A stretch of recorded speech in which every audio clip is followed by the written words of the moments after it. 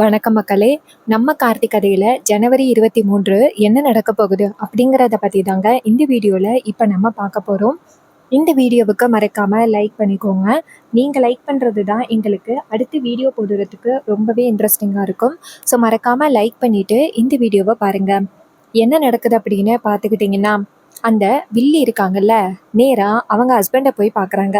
அவரு நேரா வில்லியை பார்த்து, என்னம்மா உன் முகமே சரியில்லை, ஏதாவது பிரச்சனையா அப்படின்னு கேட்குறாங்க.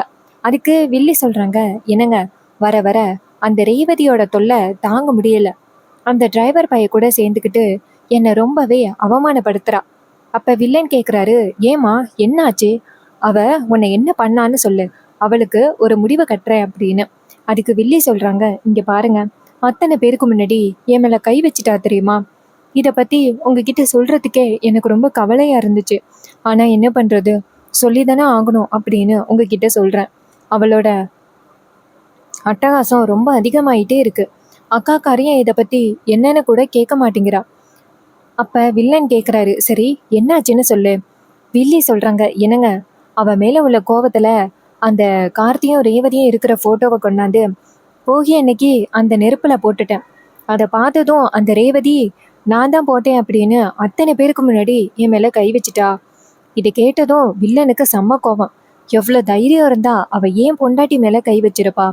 அப்ப வில்லி சொல்றாங்க, ஆமாங்க, அந்த வீட்டுல இருக்க இருக்க எனக்கு இருக்கிற மரியாதை கொஞ்சம் கொஞ்சமா குறைஞ்சிக்கிட்டு வருது அப்படின்னு நினைக்கிறேன். அக்காக்காரி முன்னாடி மாதிரி எனக்கு சப்போர்ட் பண்றதே கிடையாது. அவ பாட்டுக்கும் அவ பொண்ணு என்ன பண்ணாலும் பரவாயில்ல அப்படின்னு வேடிக்கை தான் பாக்குறா. என்னால கொஞ்சம் கூட ஏத்துக்கவே முடியல. அந்த வீட்டுல நான் எதுக்குடா இருக்கிறேன் அப்படின்னு கொஞ்சம் கொஞ்சமா தோணுது. இது கேட்டதும் அவரு சொல்றாரு, அந்த ரேவதிக்கு எவ்வளவு தைரியம் இருந்தா ஏன் பொண்டாட்டி மேல கை வைப்பா? இங்க பாருமா, நீ கவலைப்படாத, உன் மேல கை வச்ச அவளை நான் சும்மா விட மாட்டேன். அப்ப வில்லி சொல்றாங்க, சரிங்க. அப்ப காளியம்மா கேக்குறாங்க, மவனே, எப்பட்றா அவ தூக்கி வளர்த்தவடா ரேவதி, எப்பட்றா அந்த ரேவதியை எதுவும் பண்ண விடுவா? அப்ப வில்லி சொல்றாங்க, இங்க பாருங்க அத்தை, அவ எப்ப என் மேல கை வச்சாலோ இனிமே அவ என் பொண்ணே கிடையாது. அவளை நீங்க என்ன வேணாலும் பண்ணலாம், நான் கொஞ்சம் கூட கேட்க மாட்டேன். இத கேட்டதும் காளியம்மா ரொம்ப சந்தோஷப்படுறாங்க. சூப்பர் மருமகளே, இப்படிதான் இருக்கணும், கரெக்டான முடிவு எடுத்திருக்க. அந்த ஈஸ்வரிய பழிவாங்கணும் அப்படின்னா அந்த குடும்பத்துல உள்ள யாருக்கும் நம்ம இறக்கம் காட்டவே கூடாது. அப்படி இருந்தாதான் நம்மளால ஜெயிக்க முடியும். நீ சரியான முடிவுதான் மருமகளை எடுத்திருக்க. மவனே, நம்ம மருமவன் மேல கை வச்ச அவளை நம்ம சும்மா விடக்கூடாது, ஒரு முடிவு கட்டுறா அப்படின்னு சொன்னதும் வில்லன் சொல்றாரு, சரிங்க சித்தி, நான் பாத்துக்கிறேன். சந்திரா, நீ வீட்டுக்கு போ, நான் சொல்றத மட்டும் செய்யி. இதை கேட்டதும் வில்லியும் சரிங்க அப்படின்னு சொல்லிட்டு நேரா வீட்டுக்கு கிளம்புறாங்க.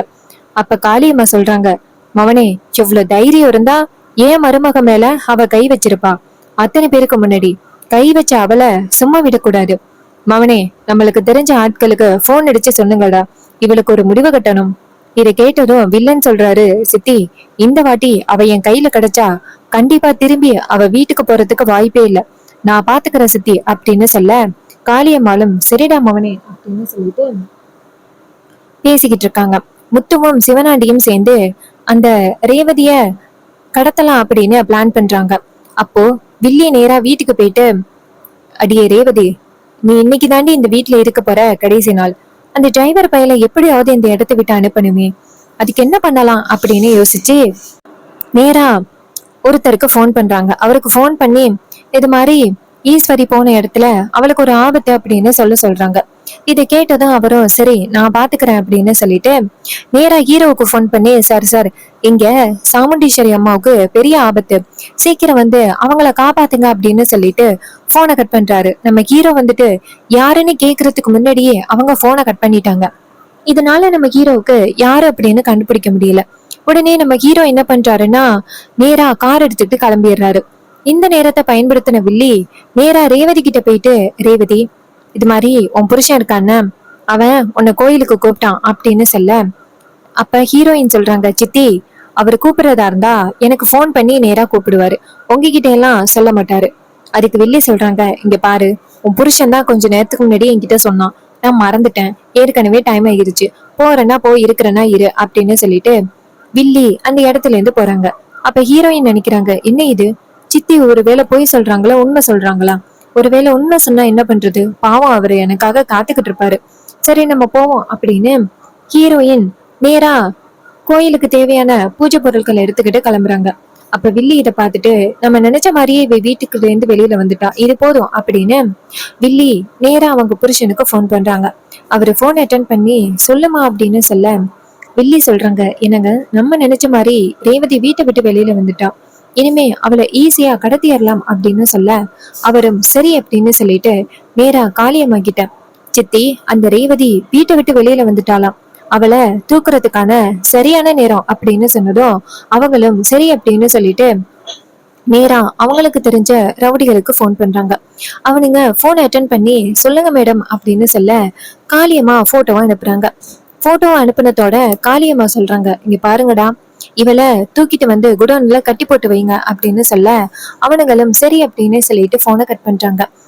சோ ரேவதி இருக்கிற இடத்தையும் சொல்லிடுறாங்க. அந்த ரவுடிங்க நேரா ஈஸ்வரியோட வீட்டு வாசல்ல காத்துக்கிட்டு இருக்காங்க. ரேவதி பூஜைக்கான தேவையான பொருட்களை எடுத்துக்கிட்டு வெளியில வர அப்ப அந்த ரவுடிங்க வந்துட்டு ரேவதியை தூக்குறதுக்கு கரெக்டா இருக்கு. சோ இத பார்த்ததும் அந்த பக்கத்துல இருக்கிற காய்கறி கடைக்காரர் ரொம்ப அதிர்ச்சியாகி, ஐயோ இந்த வீட்டு அம்மாவை எவனை கடத்திட்டு போறானுங்களே அப்படின்னு சொல்லிட்டு அதிர்ச்சியாகி ஓடி வந்து ஈஸ்வரி அம்மா ஈஸ்வரி அம்மா அப்படின்னு சத்தம் போடுறாங்க. அப்போதான் ஈஸ்வரி வீட்டுல இல்லையே. அப்போ வில்லி நேரா வெளியில வந்துட்டு என்ன வேணும் உனக்கு அப்படின்னு சொல்ல அவரு சொல்றாரு, இது மாதிரி உங்க பொண்ணு ரேவதிய யாரோ தூக்கிட்டு போறாங்க அப்படின்னு சொன்னதும் வில்லி ஷாக் ஆகுறாங்க. ஆகா, யாரும் பார்க்க மாட்டாங்க அப்படின்னு நினைச்சா இவன் பார்த்துட்டானே அப்படின்னு நேரா அவர்கிட்ட, இங்க பாரு, இந்த விஷயத்த பத்தி நீ யாருக்கிட்டையும் சொல்லாத அப்படின்னு சொல்லிட்டு அவருக்கு காசு கொடுக்க அவரும் காசை வாங்கிட்டு அந்த இடத்துல இருந்து போயிடுறாரு. அப்ப வில்லி நினைக்கிறாங்க இன்னும் கொஞ்ச நேரத்துல அவளோட கதை முடிய போகுது அப்படின்னு ரொம்ப சந்தோஷத்தோட காத்துக்கிட்டு இருக்காங்க. அப்ப நம்ம ஹீரோ என்ன பண்றாருன்னா நேரா அவங்க அத்தைக்கு எந்த இடத்துல ஆபத்து அப்படின்னு சொல்றாங்களோ அந்த இடத்துக்கு போய் பாக்குறாங்க. பார்த்தா அந்த இடத்துல எந்தவித பிரச்சனையும் இல்லை. அங்க பார்த்தா ஈஸ்வரியையும் காணும். இத பார்த்ததும் நம்ம ஹீரோவுக்கு சந்தேகம், என்னடா இது, யாரோ ஒருத்தவங்க போன் பண்ணி அத்தைக்கு ஆபத்து அப்படின்னு சொன்னாங்க, பார்த்தா இந்த இடத்துல எந்த விதமான ஆபத்தும் இல்லையே, கண்டிப்பா இது வேற ஏதோ பிளான்னு நினைக்கிறேன், சரி நம்ம வீட்டுக்கு போவோம் அப்படின்னு ஹீரோ நேரா வீட்டுக்கு வராரு. வீட்டுக்கு வந்துட்டு ரேவதியை தேடுறாரு. பார்த்தா ரேவதி எங்கேயுமே காணும். இத பார்த்ததும் நம்ம ஹீரோவுக்கு ஷாக்கு, ரேவதி இங்க தானே இருக்கணும், எங்க போனா அப்படின்னு தேடுறாங்க. எங்க தேடி பார்த்தாலும் ரேவதிய காணும். இத பார்த்ததும் நம்ம ஹீரோவுக்கு ரொம்ப அதிர்ச்சியா இருக்கு.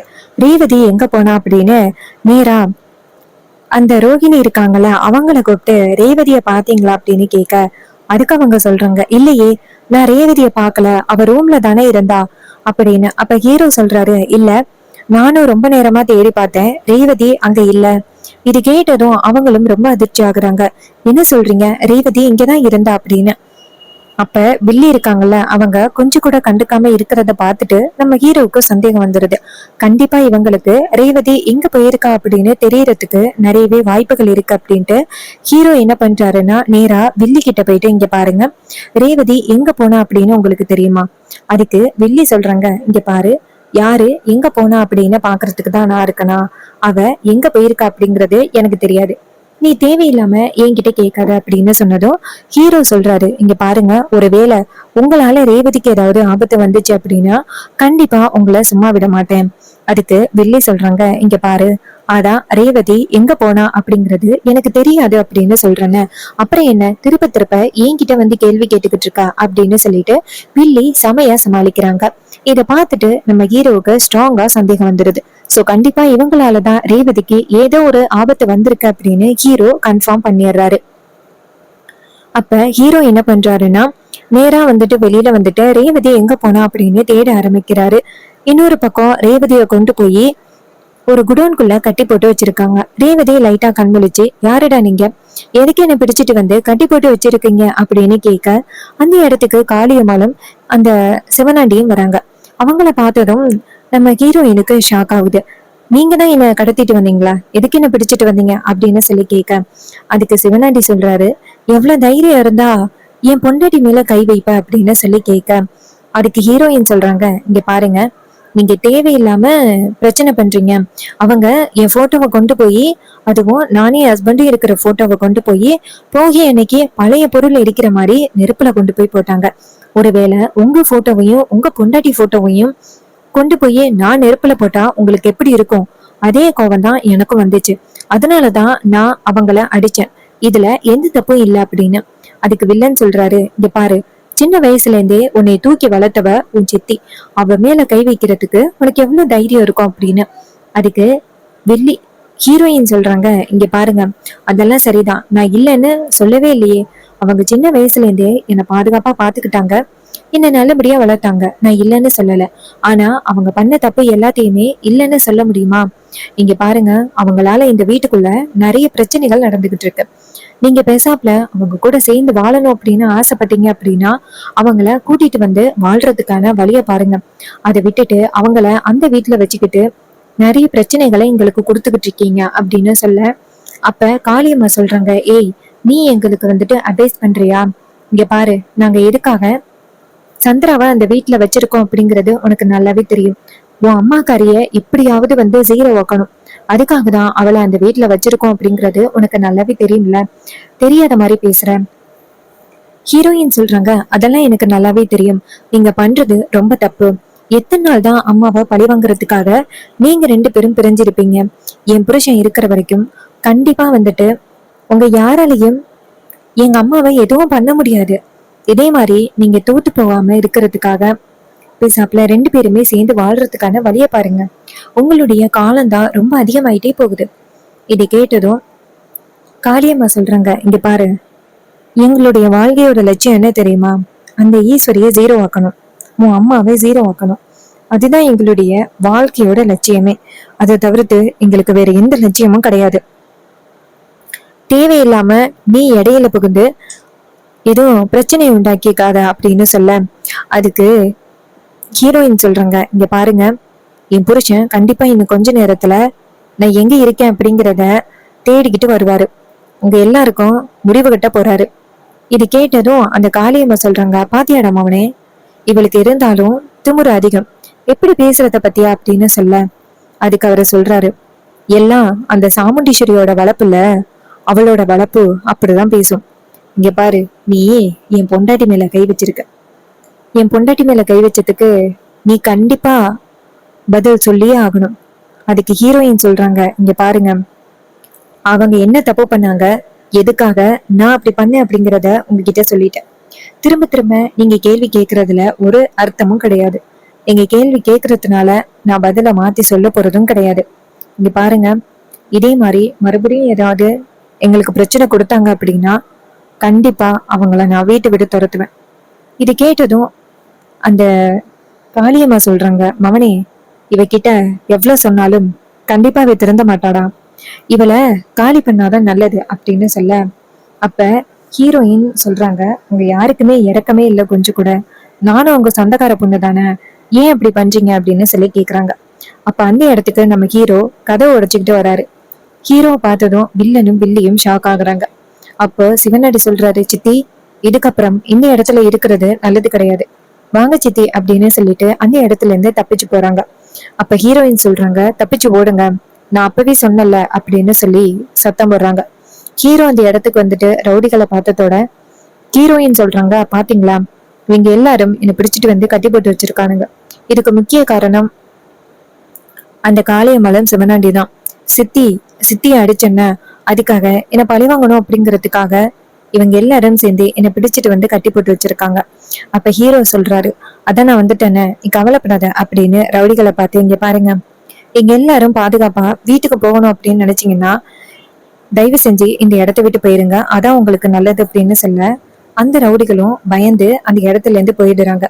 நம்ம ஹீரோவோட பவர் தெரிஞ்சு அப்ப அவனுங்க எல்லாரும் இந்த இடத்துல இருந்து போனதோட ஹீரோயின் ஓடி வந்து ஹீரோவை ஹக் பண்ணி, பாத்தீங்களா எவ்வளவு பிரச்சனைகளை கொடுக்க பாக்குறாங்க சித்தி அப்படின்னு, அவங்க ஏன் தான் இப்படி பண்றாங்கன்னு தெரியல அப்படின்னு சொல்ல, அப்ப ஹீரோ சொல்றாரு, நீ கவலைப்படாத அப்படின்னு சொல்லிட்டு தைரியம் சொல்றாரு. ஸோ இந்த கதை உங்களுக்கு பிடிச்சிருந்துச்சுன்னா இந்த வீடியோவுக்கு மறக்காம லைக் பண்ணிக்கோங்க. நீங்க லைக் பண்றது தான் எங்களுக்கு அடுத்து வீடியோ போடுறதுக்கு ரொம்பவே இன்ட்ரெஸ்டிங்கா இருக்கும்.